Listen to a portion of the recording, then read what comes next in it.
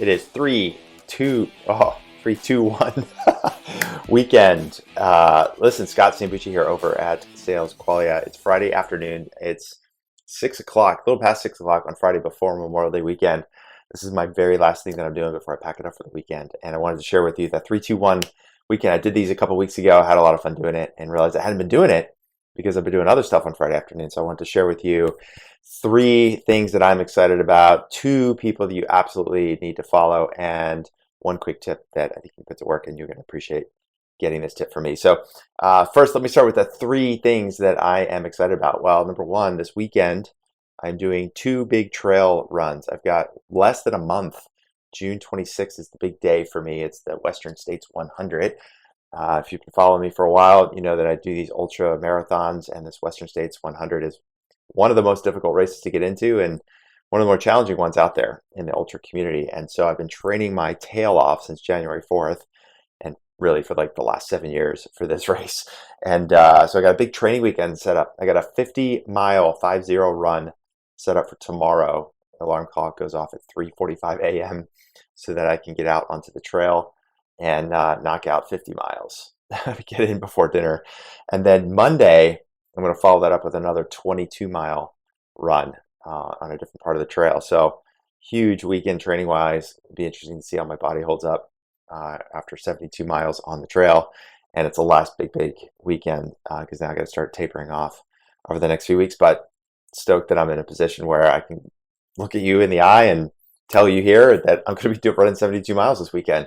So it tells me that the training's paying off at some degree because I feel pretty confident that I'm going to have a good weekend. So that's one thing I'm excited about. The second thing I'm excited about is we are now proud owners of a baby goat. So a lot of you I know have had pandemic purchases.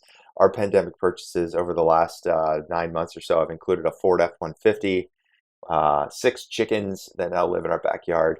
We bought them as baby chicks and have raised them up to now where they're producing eggs every day, and a dog that we bought that we rescued and about 8 months ago. And our most recent pandemic purchase is a baby goat. Now, we don't live on a farm. We have a friend that lives on a farm, that owns a farm. That's where we're going to keep this baby goat. Her name is Sky. My wife is pretty stoked about it. She just picked up Sky this morning. Sky is going to live on my friend's farm with 2 other goats. She's always wanted to have a goat. She grew up with animals. She's always loved animals. And so now we're proud owners of a baby goat. So pretty excited about that. And the third thing that I'm excited about is that on Thursday of this week, June 3rd, I'm running a live sales training. And that live sales training is specifically for B2B founders. And we're going to teach us 5 sales tactics you can put to work in the next 6 weeks in order to nail your 2021 number. If you look at the calendar, we're almost halfway through the year. And so what I found is that this time of year is critical when it comes to working with your existing customers in order to grow revenue with them, pulling deals through your sales pipeline that you've accumulated throughout the course of the winter and spring. And of course, how do you generate new leads into the top of the funnel? Because if you're selling to the enterprise, given the long sales cycles, now is when you've got to be generating new leads if you want to have a chance to convert those deals in Q4. So I'm going to be teaching 5 sales tactics you can put to work in the next 6 weeks in order to nail your 2021 number. So if you want to join that webinar, all you have to do is type the word sales into the comments down below, and also check the link down below in the comment, and you'll see that there is a registration link. So we got some spots left as of Friday afternoon where you can still join. So those are 3 things I'm excited about.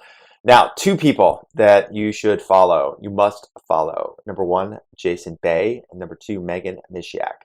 So Jason is the owner of Blissful Prospecting, and he is the chief prospecting officer there. And I'll tell you, when it comes to outbound and lead generation, there's nobody that I know in the world that's better than Jason. So one of the things he does with us is he comes in and teaches and coaches our clients in our startup selling coaching program just on outbound and prospecting. He hosts calls a couple times a week. He does some one-on-ones, and I've seen him in action, and he is just phenomenal and always delivers. The second person, Meghann Misiak, so her company is Path to the President's Club. She does a lot of sales training for sales teams, enterprise sales teams. And just like Jason, she comes in and coaches our clients in our coaching program. She does everything from kind of lead qualification through to deal negotiation and close and implementation. And again, phenomenal. She does some really great stuff. I love her frameworks. everything from customer discovery calls and things like getting director level objectives, all the way through to negotiation. She ran a training for our group last month on negotiation. And the way she thinks about that is totally different than what you might be thinking about when it comes to negotiation. So really excited and proud to have them coaching our clients. And those are two people you definitely need to follow if you want to get some sales help, Jason Bay and Meghann Misiak. Lastly, one tactical tip going into Memorial Day weekend. If you're here in the US, it's a holiday. But I know that many of you in the startup world, like you're like, it's a holiday officially, but gosh, like I get a lot of work done because I won't have anybody bugging me. And I get that. I might get a little work done myself Monday afternoon after I finish the 22-mile trail run. And that's fine.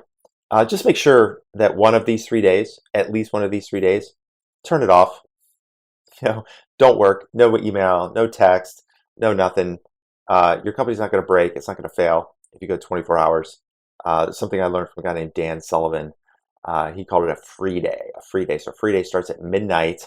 It goes all the way to midnight the following day, 24 hours of no work. So that means you turn off your email, turn off your text. You don't do any work. If you find yourself thinking about work, create a diversion for yourself, go do something else. You need a break. You deserve a break. Like I said, your company's not going to break if you take a break. So take a break. Your friends, your family will appreciate the day. You'll appreciate the day to just be. So make sure you take that day to yourself. You got 3 days, just pick one, make it your day. Make it your family day, your friend's day, whatever it is. If you're by yourself, you live by yourself, and you're just hanging on your own, make it a me day. Do what you want to do. Just don't do any work. Okay. So that's it. Those are my 3, 2, 1 weekend tips. Look forward to seeing the webinar. There are still a few spots left, like I see. So make sure you take advantage. And that's a wrap. So thanks for listening. Scott Sambucci signing off.